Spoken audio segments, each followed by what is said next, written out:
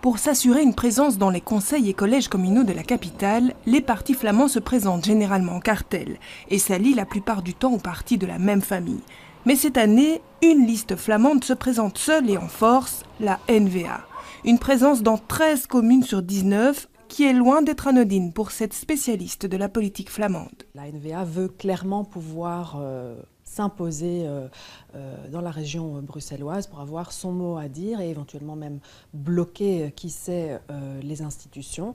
Donc oui, c'est une forme de test, c'est aussi une manière peut-être pour savoir si finalement, est-ce que les Flamands vont, comme en Flandre, être tentés, être séduits par le discours de la NVA, mais voir plus loin aussi si les francophones eux-mêmes seront tentés. La venue de Theo Franken à Berchem-Saint-Agathe vendredi dernier fait évidemment écho à cette analyse.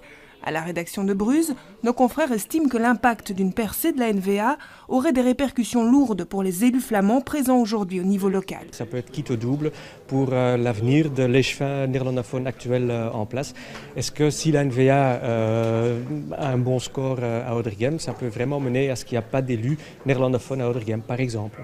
De quoi mettre à mal le mécanisme de l'échevin flamand surnuméraire, un dispositif né de la dernière réforme de l'État qui incite les communes à prévoir un échevin ou un président de CPAS néerlandophone en échange d'une enveloppe globale de 25 millions d'euros. Ce montant-ci va dans la caisse générale de la commune et donc, vu l'état financier de certaines communes, c'est toujours intéressant d'avoir un échevin néerlandophone. Mais à quelques jours du scrutin, personne n'ose imaginer un tel scénario.